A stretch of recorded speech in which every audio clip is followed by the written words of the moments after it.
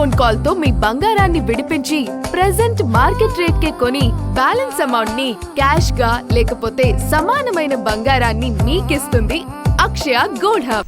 అంతర్జాతీయ అంతరిక్ష కేంద్రంలో మెడికల్ ఎమర్జెన్సీ తలెత్తింది. ఓ వ్యోమగామికి అనారోగ్య సమస్య తలెత్తడంతో ముందుగా ప్రకటించిన స్పేస్ వాక్ ను నాసా నిరవధికంగా వాయిదా వేసింది. ఈ పరిణామం నేపథ్యంలో నెల రోజుల ముందుగానే క్రూ 11 మిషన్ వ్యోమగాములను తిరిగి భూమి మీదకు తీసుకొచ్చే అంశాన్ని నాసా పరిశీలిస్తున్నట్లు తెలుస్తోంది.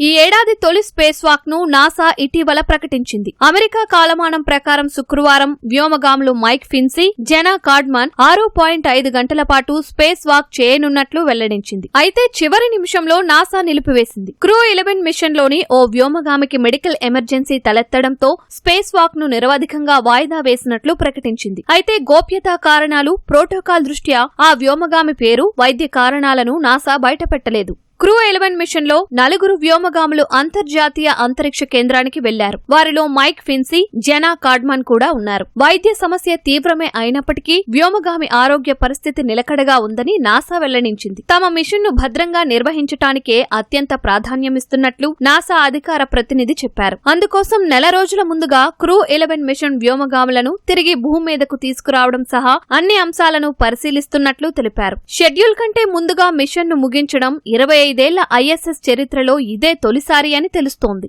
ఈ నెలలో 2 సార్లు అంతర్జాతీయ అంతరిక్ష కేంద్రం ఐఎస్ఎస్ లో స్పేస్ వాక్ నిర్వహించాలని నాసా ప్రణాళిక రూపొందించింది. ఈ నెల 8, 15 తేదీలో స్పేస్ వాక్ నిర్వహిస్తామని ప్రకటించింది. ఇదిలా ఉండగా అంతరిక్ష కేంద్రంలో వైద్య సమస్యలు తలెత్తడం చాలా అరుదు. గతంలో మైక్రోగ్రావిటీ కారణంగా వ్యోమగాముల్లో రక్త సరఫరా సరిగ్గా లేకపోవడం, రక్తం గడ్డకట్టడం వంటి సమస్యలు వచ్చినట్లు సమాచారం. అయితే ఈ కేసులను కూడా నాసా బయటకు వెల్లడించలేదు.